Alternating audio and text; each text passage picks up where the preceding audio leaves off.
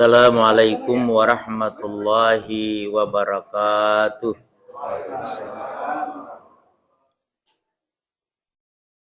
Alhamdulillahi rabbil alamin. Alladzi nahmaduhu wa nasta'inuhu wa nastaghfiruhu wa natubu ilaih.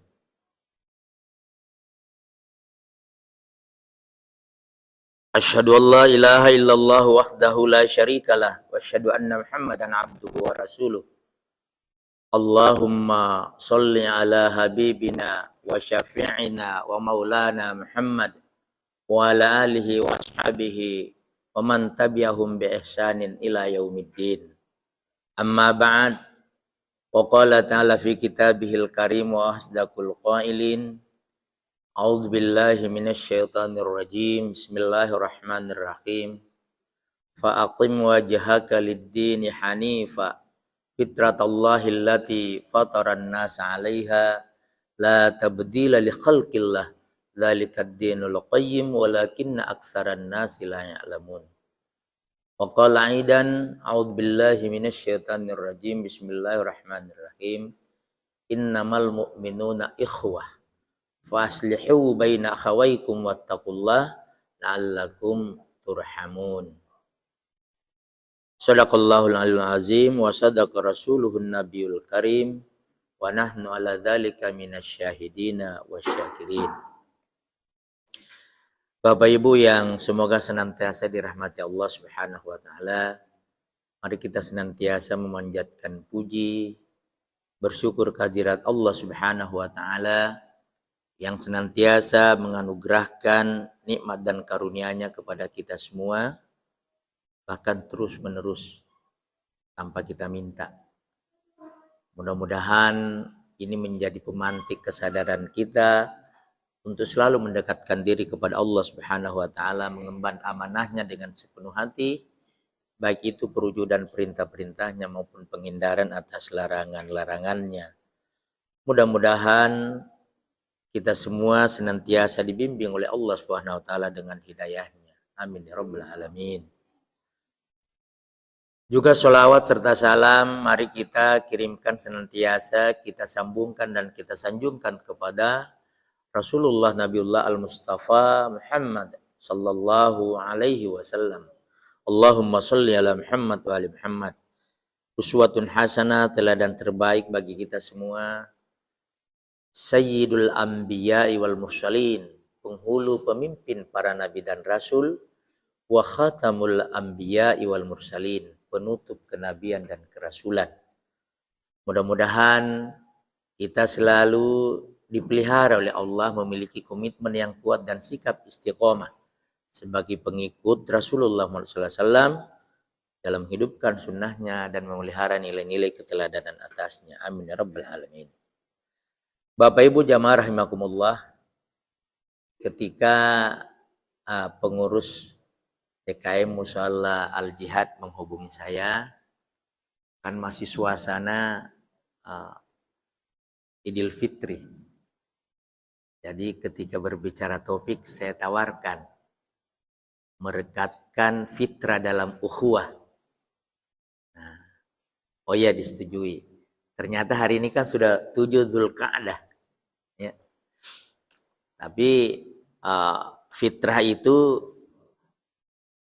memang menjadi acuan yang tiada waktu, tidak boleh dihentikan sepanjang masa. Karena misalnya kata Rasulullah SAW, kullu mauludi yuladu alal fitrah wa abawahu yuhawwidanihi au yunassiranihi au yumajjisani. Setiap orang yang dilahirkan beserta dengan fitrahnya. Hanya kemudian kedua orang tuanya, pendampingnya, pembimbingnya yang bisa membuat orang itu Yahudi, Nasrani atau Majusi. Hakikatnya dalam diri setiap orang itu semuanya memiliki fitrah. Fitrah itu kehanifan, tauhid, la ilaha illallah. Nah karena itu buku pertama saya yang saya tulis judulnya adalah Hidup Berbasis Ramadan, Manajemen Fitri Menuju Husnul Khotimah. Misalnya nanti saya nggak bawa nih, nanti itu untuk perpustakaan sini ya. Ada. Masih ada stoknya gitu. Itu terbit tahun 2008. Buku kedua Inspirasi Islam Nuansa Pencerahan Semesta, terbit 2021. Insya Allah ini lagi penerbit udah minta, tapi mau hubungi yang kasih kata pengantar, Kata Hati Ikrar Insan Ilahi. Saya udah bikin pracetak, mungkin nanti 200-an halaman. Nah jadi fitrah itu tidak pernah berhenti. Memang yang harus diwujudkan adalah nilai-nilai fitrah. Nah karena itu bukan hanya menjadi kajian yang dimana ayat itu tadi biasa dikutip oleh khatib-khatib Idul Fitri, ya, surah Ar-Rum surah 30 ayat 30, tapi memang harus menjadi acuan yang kalau istilah kerennya sekarang dibikinkan roadmap, peta jalan, sehingga kita tahu kita sudah berada di mana dan kualitasnya seperti apa. Karena Nabi kan mengatakan bahwa umatku kalau keadaannya hari ini sama dengan kemarin, dia adalah orang yang merugi, khasirun. Apalagi kalau lebih jelek, mal'un, terlaknat. Satu-satunya yang beruntung kata Nabi, man kana yaumuhu khairun min amsihi. Today is better than yesterday. Nah, hari ini lebih baik dari yang kemarin. Itulah yang muflihun. Artinya apa? Ada indikator pertumbuhan kalau bahasa manajemennya tuh. Jadi harus lebih baik. Nah karena itu ya bertepatan sekarang beberapa istilah manajemen menggunakan itu namanya sustainable development, continuous improvement. Nah, itu ada di buku saya itu, Hidup Berbasis Ramadan itu. Jadi harus ada pertumbuhan kualitas keislaman secara berkelanjutan. Tidak boleh jalan di tempat. Nah agar kita bisa tahu harus ada tolok ukur. Kita berada di mana, mau kemana, dan apa yang harus dilakukan. Karena itu evaluasi adalah wajib. Ya. Bahkan di dalam Al-Quran, surah Al-Hasyr, surah 59, 18 itu tegas. Sejarah itu harus dibangun. Masa lalu, masa kini, masa depan harus dirancang. Dengan nilai-nilai ketakwaan. Bismillahirrahmanirrahim. Ya ayyuhalladzina amanu taqullaha wal tanzur nafsum ma qaddamat lighad wattaqullah innallaha khabirum bima ta'malun. Itu surah 59 Al-Hasyr ayat 18. Wahai orang-orang yang beriman, bertakwalah kepada Allah. Ya, di mana tolak ukurnya selanjutnya adalah hendaklah setiap diri di antara kalian ya memperhatikan ya apa yang telah dilakukannya di masa lalu untuk hari esok. Maqaddamat ligad. Kapan itu dilakukan? Ya sekarang. Nah, sejarah kan mengenal 3 momen. Masa lalu, masa kini, dan masa depan. Yang lalu jadi kenangan, yang kini jadi kenyataan, yang akan datang jadi harapan. Nah, kalau harapan tidak tercapai katanya sakitnya tuh di sini.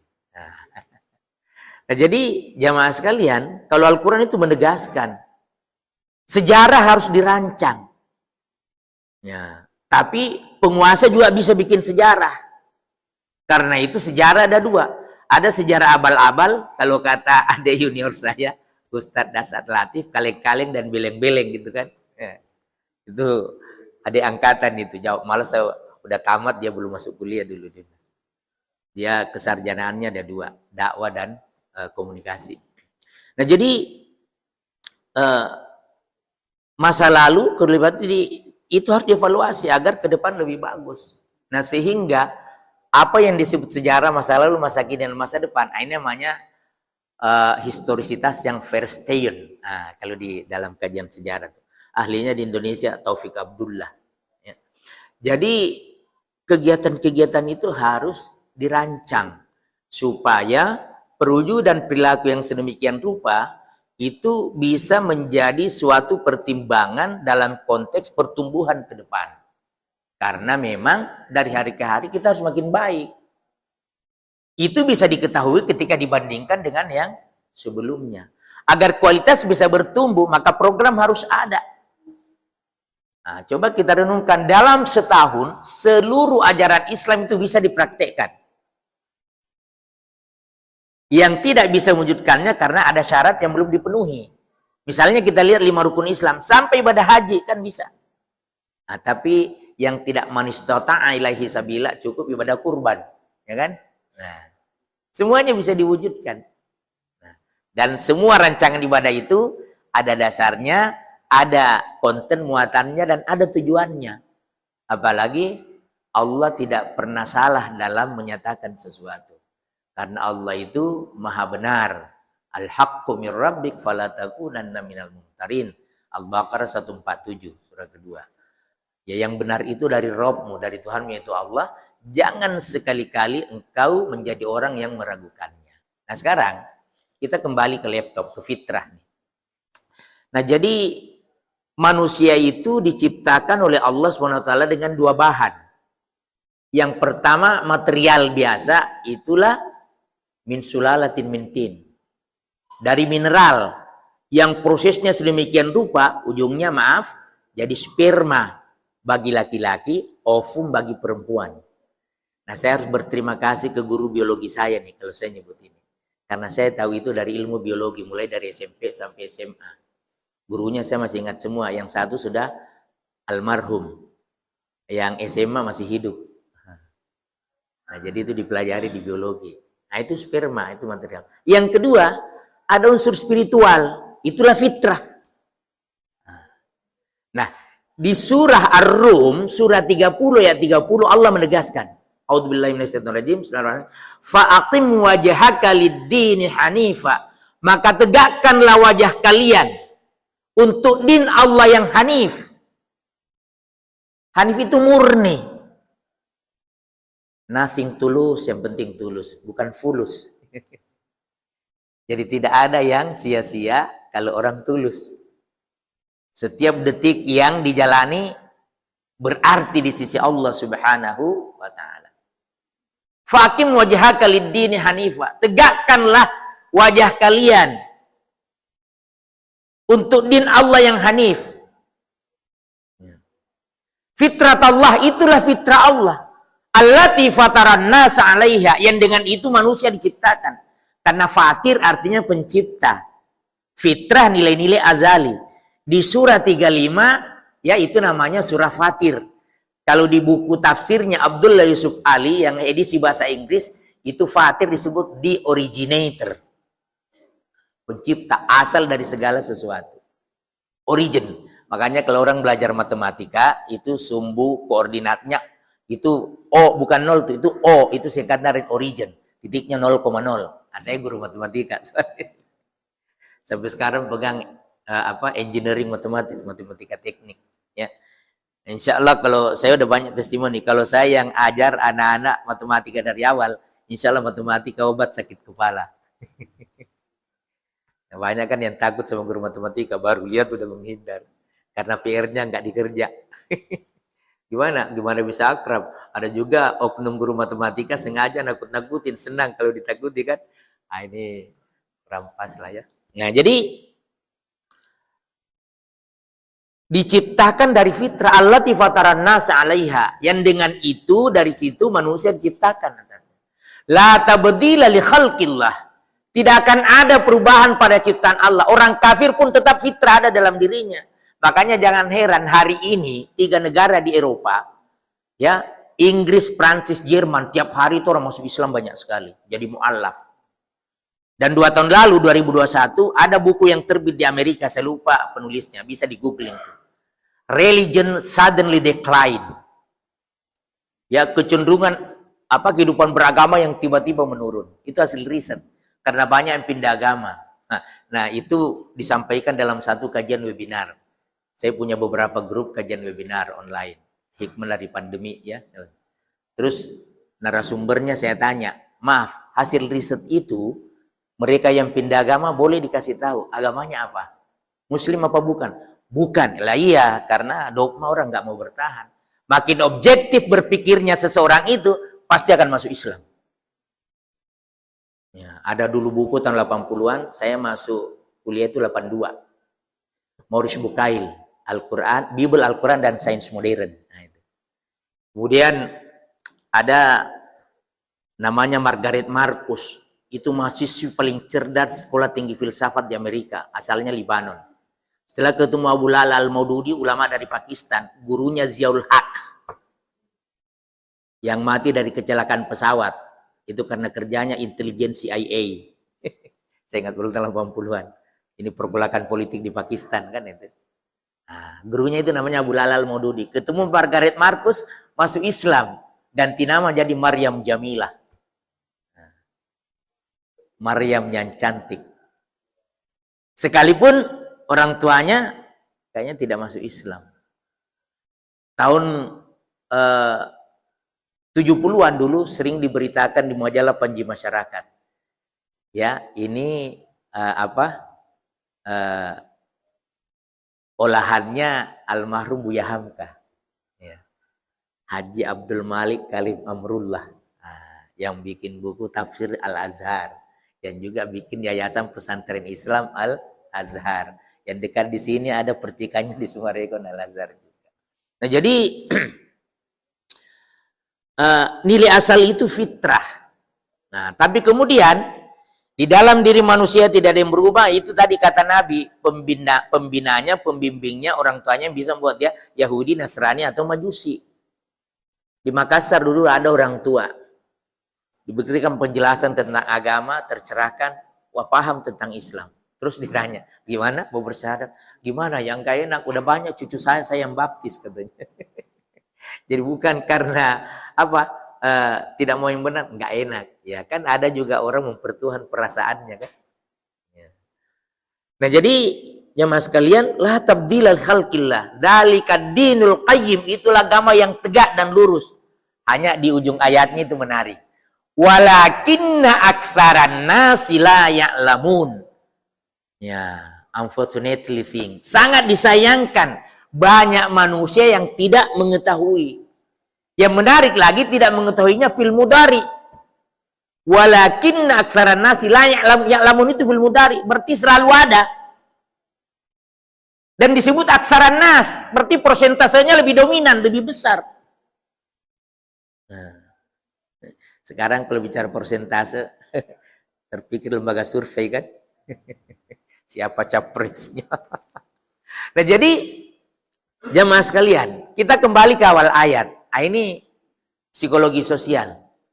Pernah nggak direnungkan kenapa ayatnya mengatakan fa'akim wajhaka, tegakkan wajahmu. Tidak mengatakan fa'akim ra'suka, tegakkan kepalamu. Atau fa'akim rijlaka, tegakkan kakimu. Tapi yang diminta ditegakkan adalah wajah.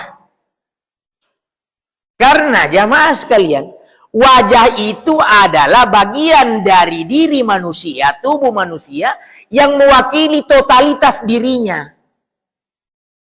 Ya. Saya tidak menyatakan diri saya ketemu dengan Pak Tarno kalau tidak bertatapan. Kalau begini tidak ketemu namanya. Karena wajah tidak berhadapan dengan wajah. Karena itu wajah itu adalah main identity. Secara fisikal. Fisik seseorang, identitas utamanya itu wajah. Ya. Nanti lihat wajahnya, Pak dari mana Pak? Gak mungkin dalam keadaan begini. Nah makanya ketika dikatakan fakim wajhaka, artinya tegakkanlah kepribadian kalian. Wajah itu adalah simbol dari representasi kepribadian. Harus tegak. Gak boleh mencela-mencela. Pagi A, siang B, sorenya C. La haula wa la haula. Tidak ke sana, tidak ke sini. Bagi baling-baling di atas bukit. Kemana arah angin, ke situ arah condongnya. Nah, itu Al-Quran menyebutnya munafiqun. Dan itu paling berbahaya. Ambigu. Lain di sini, lain di sini. Nah. Makanya identitas itu harus ditegakkan. Dan itu bukan politik identitas. Wajib itu. Coba lihat surat Fussilat, surah 4133. A'udzubillahi minasyaitonir rajim. Wa man ahsanu qawlan mimman da'a ila Allah wa 'amila shalihan wa qala innani minal muslimin. Identitas itu wajib diperkenalkan. Ya lantas identitas kan untuk dikenal. Makanya bahasa Inggrisnya identifying itu proses mengenali. Di Indonesia kan temu kenali. Nah. Orang yang dikenal dengan baik, well identified. Nah, kan gitu. Memang itu dikenal. Siapa yang lebih baik dari orang yang mengajak ke jalan Allah dan melakukan amal saleh? Setelah menyatakan, sesungguhnya kami bagian dari orang-orang yang berserah diri. Harus dinyatakan itu. Gak boleh abal-abal. Ya, itu namanya identitas keislaman. Ya, sebenarnya sih tinggal dibalik. Kalau orang takut politik identitas, ini bukan politik identitas, tapi identitas politik. Nah itu, beda kan artinya tuh. Identitas itu penting. Lah kalau saya nggak kenal partai, bahasa bisa nyebutnya. Hanya identitas itu memang macam-macam. Ada KTP, ada ijazah, ada sertifikat. Itu semua nggak boleh palsu itu. Bapak ketawa sendiri. Nggak boleh. Nanti ketua RT, ketua RW bingung jadinya kan. Akhirnya gak dapat bansos deh. Nah jadi jamaah sekalian, identitas itu harus kepribadian dari nilai-nilai fitrah. La ilaha illallah. Nah inilah yang tidak mudah jamaah sekalian. Nah karena itu, pernah nggak merenung? Kenapa Ramadan harus datang sekali setahun? Kenapa sholat wajib harus 5 kali dalam sehari semalam? Itu bukan sembarangan itu. Yang rancang itu bukan presiden, Allah Subhanahu wa ta'ala. Tanpa pamrih. Kenapa? Ramadan itu selalu harus datang memberikan dan melakukan evaluasi pada diri setiap orang yang beriman. Makanya kan coba kita renungkan, siapa yang dipanggil untuk ibadah puasa Ramadan? Tidak semua orang kan? Tidak semua orang. Bukan presiden, bukan direktur BUMN. Bukan, yang dipanggil orang beriman. Kata anak gaul, tidak semua orang dapat password masuk Ramadan. Mereka bisa masuk Ramadan kalau dia mengaktifasi imannya. Nah, gitu. Passwordnya iman. Presiden masuk kalau dia beriman. Wali kota masuk kalau beriman. Kalau enggak masuk. Itu syaratnya. Ini namanya necessary condition. Syarat pasti. Tidak begitu? Tidak bisa. Nah, terus apa kegiatannya, prosesinya? Saum Ramadan. Puasa. Apa syaratnya agar puasa sah? Jujur. Integritas tinggi. Makanya bersyukur orang Indonesia demokrasinya setiap 5 tahun. Artinya kalau dia muslim, 5 kali dievaluasi selama periode tanggung jawabnya tuh. Kejujuran ini paling mahal. Kalau orang tidak jujur, makan sahur di Wisma Asri, ada bisnis meeting siang di Singapura, pulang masih bisa buka di sini. Pertanyaannya, makan siang di Singapura apa tidak? Jawabannya, jujur apa tidak kan itu. Itu namanya integritas. Orang yang tidak jujur pasti puasanya tidak sah. Nah karena itu karakter building selama sebulan, terserah mau 29, 30 hari, ada grup saya kajian ru'yat hisab masih jalan sampai hari ini. Itu alumni TB. Tapi tujuannya karena mau membuat kalender Islam global, jadi bagus kan itu. Itu kajian astronomi. Ya. Kalau nggak hati-hati kan bisa masuk penjara. Yang sudah ada tuh satu. Saya kira dari sekampung saya, namanya mirip-mirip soalnya dari saya. Dia itu orang Jombang. Nah jadi jamaah sekalian, itu. Terus dengan puasa itu apa target terdekatnya? Ke orang bilang output. La'allakum tattaqun, takwa. Ini di buku saya itu, takwa itu ada 4 peringkatnya minimal. Nah, tingkatnya kepasrahan, yang tertinggi itu kepasrahan, tingkat tinggi wala tamutunna illa antum muslimun. Itu Al Imran 102. Nah, jadi jamaah sekalian, Ramadan datang karena ada yang harus dievaluasi dalam diri kita. Ada kejujuran yang tidak konsisten. Ada iman yang masih mencela-mencela. Ya, apalagi di Al-Qur'an kan Yushtaruna bi ayatillahi samanan qalila. Itu di beberapa surat. Ada orang menjual ayat-ayat Allah dengan harga yang murah. Iya. Wah, ngeri, apalagi kalau baca surah Fatir. Surat 35 ayat 32. Kalau yang tentang ulama itu 28. Ada 4 ayat lah. Innama yakhsyallaha min ibadil ulama. Itu ayat 28. Ada ayat 32. Merinding, Bapak. Karena itu tentang pewarisan Al-Quran. Summa awrasnal kitab alladzina astafaina min ibadina faminhum zalimun li nafsi wa minhum muqtasid wa minhum sabiqun bil khairati biidznillah dzalika huwal fadlul kabir. Allah itu tidak sembarangan mewahyukan Al-Quran. Orang-orang pilihan, Al-Mustafa, istafaina. Tapi kok kemudian mereka berubah, ada yang menzalimi diri sendiri, ada yang pertengahan, imani sebagian, ingkari sebagian, fasik namanya. Nah, ada yang terakhir tuh, sabiqum bil khairat, selalu bersegera mewujudkan kebaikan dengan izin Allah. Tapi yang begitu kata Allah tidak mudah. Dzalika huwal fadlul kabir. Lah kenapa ada orang sudah dipilih, diberikan Al-Quran, dia terima dengan baik, tapi kemudian jadi zalim? Karena berubah pendirian. Kalkulasinya beda, ada tawaran baru. Ya, yang bahaya kalau kata almarhum Gus Dur, mantan presiden kita, mau juta gentar bila yang bayar. Al-Quran itu. Bayangkan. Nah, makanya ada ayat yustaruna bi ayatillahi tsamanan qalila. Karena itu perlu dievaluasi. Nah, jamaah sekalian, innalillah. Maaf. Oh. Goyang. Maaf. Subhanallah.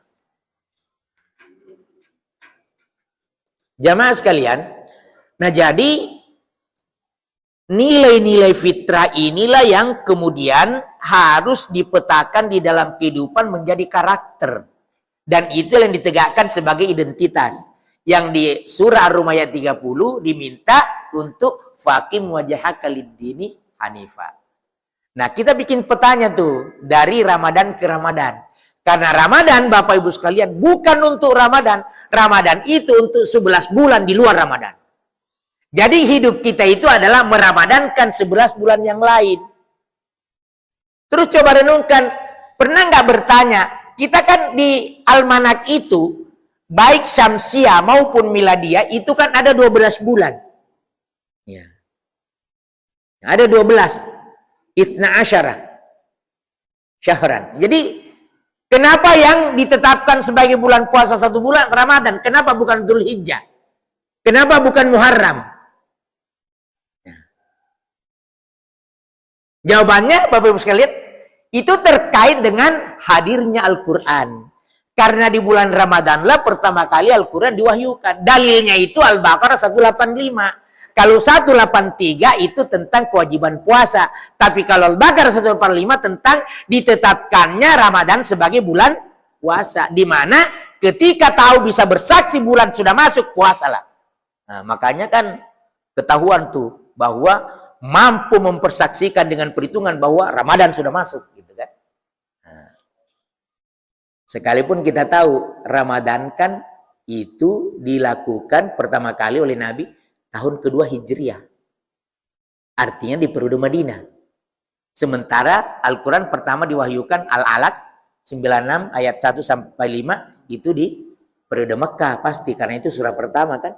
Tapi diingatkan kembali oleh Allah bahwa terkait dengan itulah ya, maka Ramadan dijadikan bulan untuk puasa selama sebulan. Jadi Al-Quran itu sekalipun orang belum puasa Ramadan ketika itu, tapi diwahyukan pertama kali di bulan Ramadan. Penghormatan. Syahrul Ramadan allazi unzila fil Quran hudal linnas wa bayyinatin minal huda wal furqan. 3 fungsi utama disebut sebelum keluar perintah, ketika masuk waktu bulan baru puasalah. Nah. Apa itu hudal linnas? Jadi bulan Ramadan adalah bulan di dalamnya pertama kali Al-Quran diwahyukan. Syahrul Ramadan alladzi unzila fil Quran. Terus apa fungsi Quran? Disebut hudal linnas, petunjuk bagi manusia, itu keyakinan. Wabayinat minal huda, penjelasan, ditafsir, pelajari, literasi, narasi. Yang ketiga wal furqan, pembeda. Nah, itu perilaku nyata yang diwujudkan. Kalau tidak, nggak jadi pembeda, jadilah Quran. Nah, dengan kesiapan menjalankan Al-Quran ini, maka dimasukkanlah perintah puasa. Kalau Anda bisa mempersaksikan dengan pengetahuannya bahwa bulan Ramadan sudah masuk, berpuasalah. Ya. Faman syahida minkum syahra falyasum. Ini panjang ayatnya. Sampai la'allakum tashkurun itu di ujungnya. Nah, saya tidak mau bahas hisab ru'yat di sini. Ini salah satu ayat rujukannya. Selain surah Yunus ayat 5 ya.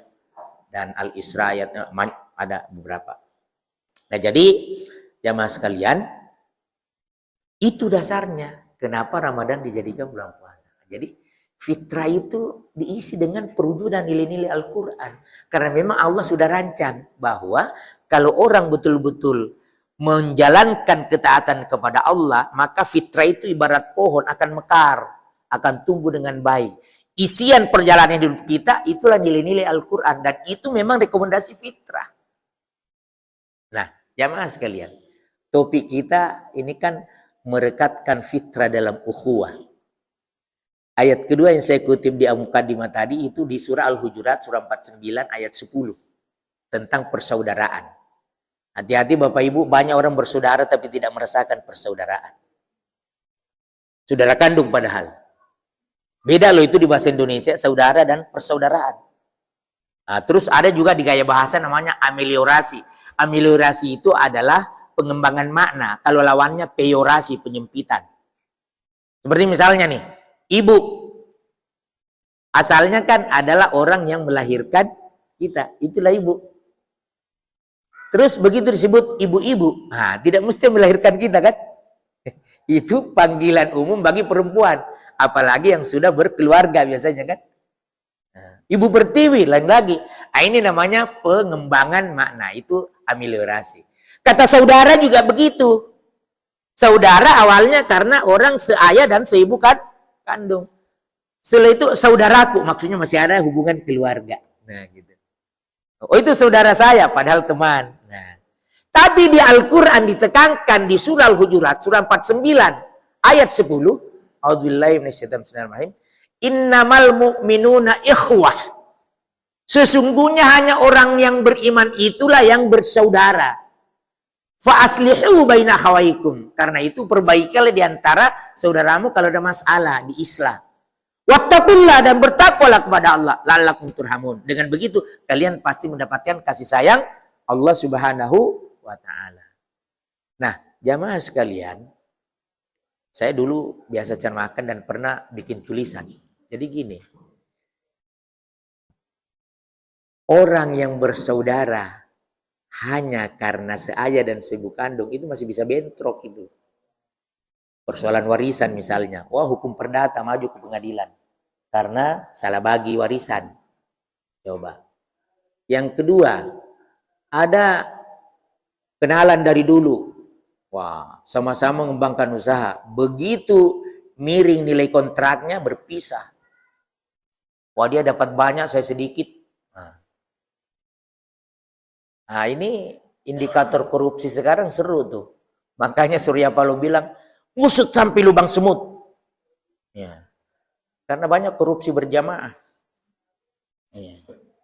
Itu masalahnya. Jadi saya ingat ada Menteri Perdagangan di zaman Habibie jadi presiden. Saya tidak usah sebut namanya. Saya masih hafal.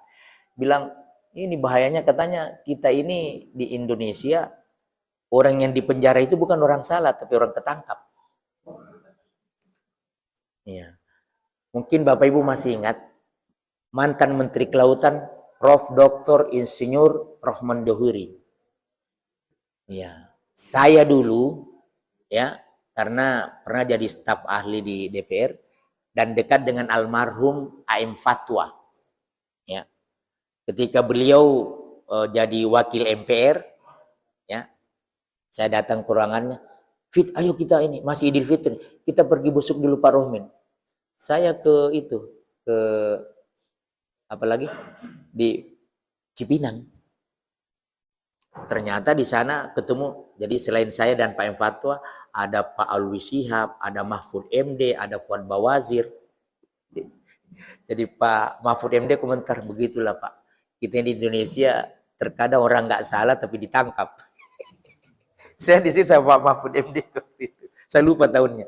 Yang jelas almarhum Pak M Fatwa, wakil ketua MPR waktu itu. Nah jadi kalau itu kan masalah tanda tangan, ya penanggung jawabnya kan harus menteri ya. Nah jadi itu kata itu tadi yang saya bilang, saya tidak usah sebut namanya, Menteri Perdagangan zaman Habibie, pasti banyak yang ingat itu, googling aja pasti dapat. Jadi kadang orang itu yang di penjara itu bukan karena bersalah, tapi karena tertangkap. Sekarang ada kan tahlilan sepanjang masa nih. Ada kan orang dinyatakan sudah mati tapi nggak ketahuan di mana kan? Karena kasus korupsi. Inisialnya HM ya, Mas. Pakaiannya biasanya warna merah. Ya. Nah jadi Bapak Ibu sekalian, ya, Al-Quran menegaskan persaudaraan sesungguhnya itu karena keimanan. Karena iman itu menyangkut sampai akhirat. Rujukannya Allah Subhanahu wa Ta'ala. Itulah persaudaraan yang sesungguhnya. Nah, jamaah sekalian, bisakah kita merasakan bahwa hasil Ramadan kita memantapkan persaudaraan kita? Ini yang saya maksud, merekatkan fitrah dalam ukhuwah. Ini penting. Lah, seluruh ibadah itu Bapak Ibu hanya sarana agar kita takarrub kepada Allah. Nanti juga Idul Kurban begitu. Makanya kan di surah Al-Hajj, surah 22 ayat 37, Allah berfirman, Bismillahirrahmanirrahim, la yanalallaha luhumuha wala dima'uha walakin yanaluhut taqwa minkum. Bukan darah daging itu yang sampai kepada Allah, tapi takwa kalian. Ramadan itu proses, tujuannya Allah. Makanya di Al-Baqarah 28, hati-hati kalau ibadahnya mau jauh dari neraka, mau dapat surga. Fatal itu. Tujuannya harus Allah. Terserah Allah mau apain kita. Wa kaifa takfuruna antum amwatan. Fa kuntum amwatan fa ahyakum, tsumma yumitukum, tsumma yuhyikum, tsumma ilaihi turja'un. Di tempat kembali kita Allah. Kalau Allah kasih surga, alhamdulillah. Dan Allah kan nggak pernah salah. Nggak mungkin orang baik diazab. Kan nggak mungkin. Allah itu logis. Al-Quran dihadirkan untuk orang berakal sehat. Inna anzalnahu Qur'anan Arabiyyan la'allakum ta'qilun. Itu surah Yusuf ayat 2. Belum lagi di surah yang mana? Yang awalnya Hamim. Itu ada 6 surah. Dikatakan ja'alnakum. Kalau tadi itu anzalnahu. Inna ja'alnakum Qur'anan Arabiyyan la'allakum. Dijadikan supaya akal menjadi makin mantap. Nah, jamaah sekalian, nilai-nilai Ramadan yang oleh Allah ditakdirkan bagi kita untuk menyerapnya, untuk melaluinya, itu harus mampu masuk ke dalam segala aspek kehidupan, termasuk memantapkan nuansa rasa persaudaraan yang basisnya adalah iman tadi. Nah, karena itu mestinya makin tambah umur, makin tambah pengalaman, makin lama beribadah, makin akrab dalam persaudaraan atas nama keimanan. Harus begitu. Jadi, maaf nih, kalau ada orang bahkan tahajudnya mantap, susah senyum sama tetangga, bahaya itu, ada masalah itu berarti. Apalagi sama-sama mukmin. Koslet. Bahaya. Apalagi kalau ada sutet. Saya orang elektro. Nah, inilah yang harus dijawab. Nah, sekarang mari kita lihat. Apa betul kita makin tulus di dalam menebarkan senyum, makin peduli pada sesama. Alhamdulillah program-program gini luar biasa. Ada Jumat Berkah, ada yang seperti ini. Jadi, apa yang Allah titipkan, kita bersyukur dengan berbagi sama yang lain. Kan gitu. Kita tidak terpenjara atas nama rezeki yang Allah berikan. Coba Bapak Ibu, kalau Allah mau, kenapa sih dititip lewat orang lain? Kan kalau Allah mau rezeki kita bisa dikasih banyak langsung oleh Allah kan? Digerakkanlah, oh ini usahanya banyak. Kalau dia penjual, banyak pembeli datang. Proyek banyak yang ngasih tender gitu kan. Kalau Allah mau nggak ada yang bisa halang gitu. Tapi Allah menitip. Ingat, di setiap rezeki yang saya berikan ada haknya saudaramu yang lain. Minimal 2,5%, 1/40 bagian. Kenapa Allah menetapkan begitu? Kenapa Rasul menetapkan begitu? Supaya kita melakukan hubungan dengan Sesama. Kalau Allah mau tanpa kita, Allah bisa kasih rizki itu ke setiap orang. Rizki itu tidak pernah terlambat dan tidak pernah salah alamat. Tapi kita tidak boleh malas. Malas itu haram hukumnya. Tapi jangan karena udah rajin jadi manajer, jadi direktur. Wah, ini saya ini karena saya. Ini bahaya juga. Semuanya karena Allah Subhanahu wa Ta'ala. Memadukan profesionalisme dan keikhlasan memang butuh renungan tersendiri. Nah, jamaah sekalian, waktu syuruk sudah hampir. Nah, tapi biasanya ada tanya jawab. Nah, jadi jamaah sekalian, kemarin sempat ditanya, mau presentasi pakai fokus atau tidak? Saya bilang, saya punya bahan presentasi banyak, tapi ini langkah awal, tidak usah pakai fokus dulu lah. Nah, jadi Bapak Ibu sekalian, nilai-nilai persaudaraan ini perlu dirawat dengan baik. Ya. Apatah lagi terkait dengan pengambilan keputusan dan menghitung kepala setiap orang. Nah, pasti Bapak udah tahu nih. Maaf, ini sistem pemilu kita sekarang, di TPS itu, kiai dengan perampok gak ada bedanya. One person, ya, kalau Pak Din bilang one person, one man, one vote, one value kan. Kata Pak Din, perempuannya mana dong kalau one man? Makanya diganti oleh Pak Din Samsudin. One person, one vote, dan one value. Satu orang, satu suara, satu nilai kan gitu. Apalagi kalau diutak-atik lembaga survei dibayar, ya udah deh. Kan ada survei, ada should pay. Ya. Menarik bahasa Inggrisnya tuh, mirip-mirip. Kalau should pay, pasti dibayar kan gitu. Should pay. Ada survei. Bagus juga itu kata. Kemarin, saya candain teman. Nanti ini survei apa should pay nih? Nah itu. Ulama, maaf, dengan perampok gak ada bedanya. Nah karena itu, jangan kita sia-siakan amanah yang Allah berikan. Karena ingat, waktu saya jadi staf ahli di DPR, satu kali tanda tangan, bisa itu jatuh bangun seluruh penduduk Indonesia. Karena undang-undang kan. Makanya jangan salah pilih calon pemimpin. Ini saya bukan kampanye, bicara rasional. Dan saya bisa bertanggungjawabkan, saya akademisi.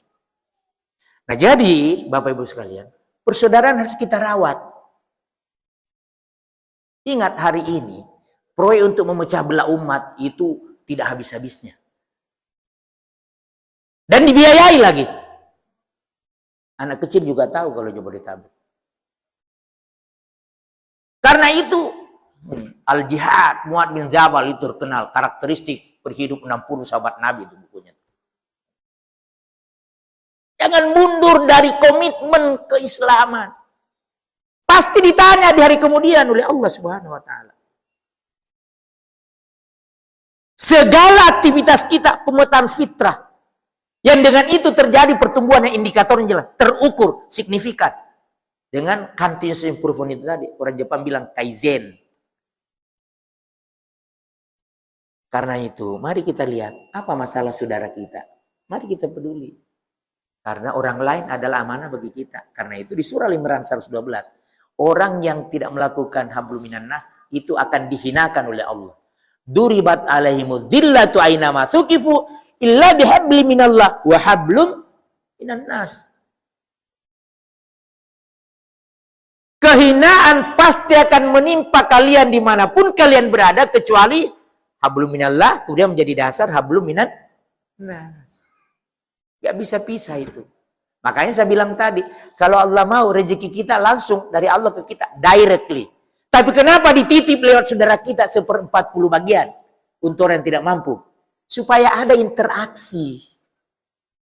Bahkan ada yang ngeri. Kemarin di salah satu hari Ramadan, ya, ada topik saya kasih intelijen sedekah. Di Al-Quran itu ada 2 ayat di 2 surah. Itu ada mustahik yang mengetahuinya tidak mudah karena dia menutup diri. Namanya al-mahrum, hati-hati. Beda dikit dengan al-marhum. Al-mahrum. Nah. Wa fi amwalihim haqqul lis-sa'ilina wal mahrum. Atau wa fi amwalihim haqqum ma'lum lis-sa'ilina wal mahrum. Yang pertama di surah Az-Zariyat, surah 51 ayat 19. Yang kedua di surah Al-Mursalat. Ya. Surah 70 kalau nggak salah. Ya, surah 70 tuh. Al-Ma'arij, surah Al-Ma'arij. Kalau Mursalat 77 ya. Surah 70 Al-Ma'arij ayat 24 dan 25. Jadi ada orang dia sebenarnya memenuhi syarat jadi mustahik untuk dapat zakat, infak, sedekah, tapi nggak mau bilang kalau dirinya masuk kategori itu. Dia menjaga harga diri. Nah, kalau kita tidak kasih, kita ini amil itu berdosa tuh. Nah, karena itu harus ada kegiatan intelijen. Bagaimana bisa kita tahu orangnya? Dia tidak tahu kalau kita tahu dia gitu. Karena dia kan menutup diri. Ini orang-orang yang menjaga harga diri. Kan ada juga orang meminta-minta kan? Lisailin, itu asair peminta-minta. Nah, tapi ada wal mahrum yang tidak meminta-minta. Padahal dia masuk kategori mustahik. Ya, 8 asnaf itu. Nah, ini jamaah sekalian. Dalam rangka kepedulian persaudaraan. Nah, mudah-mudahan apa yang kita lakukan selama bulan suci Ramadan meningkatkan kualitas ketakwaan kita. Karena kan masa sih dari tahun ke tahun nggak naik kelas? Rumusnya sederhana. Maaf ibu-ibu, saya ambil contoh laki-laki aja. Akil balik rata-rata 11 tahun. Kalau sekarang umurnya 50 dan dia muslim, 50 kurang 11, 39, artinya sudah 39 kali dapat Ramadan. Masa takunnya nggak naik-naik? Ya kan? Berarti ada masalah itu. Nah, itu saya bahas semua di buku saya itu. Harus naik kelas takwanya. Karena itu ada pemetaan fitrah, ada sustainable improvement, ada continuous improvement. Ada pengembangan berkelanjutan, ada pertumbuhan berkelanjutan. Nah, kemudian Nabi mengatakan, dengan begitu, khairu ummati man tola umruhu wa hasuna amaluhu. Sebaik-baik umatku, kata Nabi, yang panjang umurnya dan baik amalnya. Kenapa? Dari umur ke umur harus terjadi pertumbuhan. Hari ini harus lebih baik dari yang kemarin. Itu sangat-sangat logis. Seluruh ahli manajemen mengakui ini. Ya memang kan Islam logis. Makanya orang yang tidak butuh dogma, yang tidak suka dogma, ya pasti ke Islam. Terjadi mu'allafisasi akhir zaman. Tunggu aja. Nah, jadi jamaah sekalian, agenda kita, ini mari kita rawat persaudaraan. Karena kita begitu mudah diobok-obok kalau tidak menyadari nilai keimanan sebagai berkat persaudaraan. Ada orang memecah kita hanya karena targetnya TPS.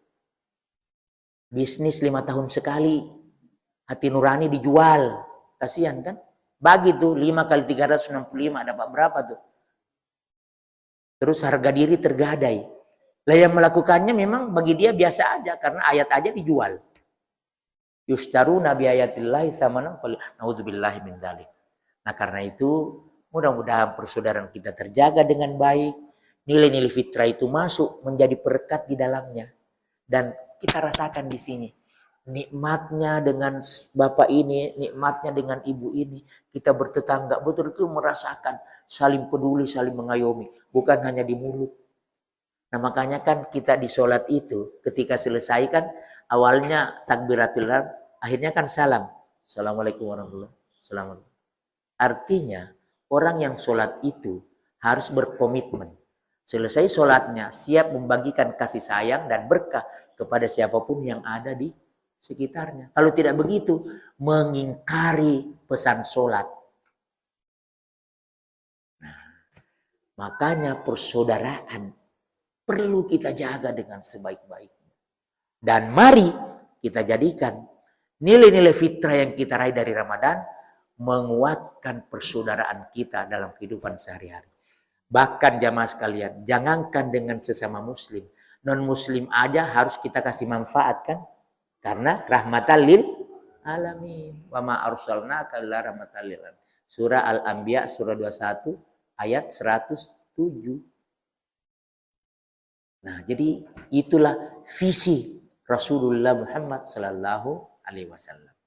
Nah, mudah-mudahan jamaah sekalian, dengan ibadah yang kita lakukan dari waktu ke waktu, khususnya Ramadan yang kemarin, insya Allah bisa kita jadikan sebagai energi yang makin tangguh menggerakkan diri kita untuk memelihara dan merawat persaudaraan kita. Sehingga sekecil apapun potensi yang kita punya, insya Allah dia bisa menjadi sesuatu yang sangat berarti dalam hidup ini karena kita bersatu kompak dalam kebajikan.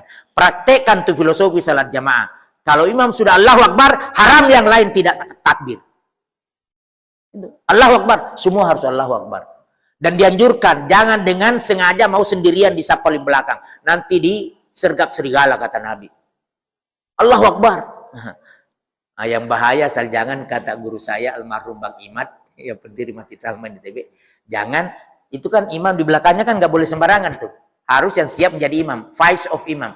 Tapi jangan sampai ini imamnya sudah batal wudhu bersekongkol dengan wakil imam. Ah, itu yang bahaya tuh. Dan itu semua pernah terjadi. Saya ingat Bang Imad kalau dia bahas itu luar biasa. Bapak Ibu sekalian, mudah-mudahan insya Allah kita makin merasakan nikmatnya persaudaraan dan bagaimana setiap ibadah itu menghasilkan sesuatu yang bisa kita petakan dalam kehidupan sehari-hari yang pada gilirannya memantapkan nilai-nilai persaudaraan kita. Insya Allah. Billahi taufiq wal hidayah wal minkum. Hadanallahu wa iyyakum ajmain. Assalamualaikum warahmatullahi wabarakatuh.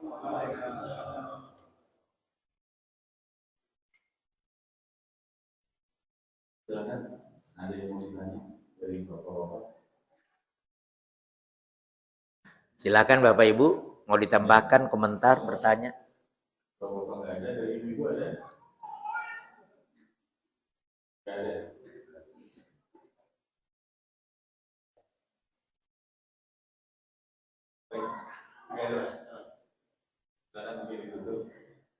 Baik Bapak Ibu, terima kasih atas perhatiannya. Mohon maaf atas berbagai kekurangan. Yang benar dari Allah Subhanahu wa taala.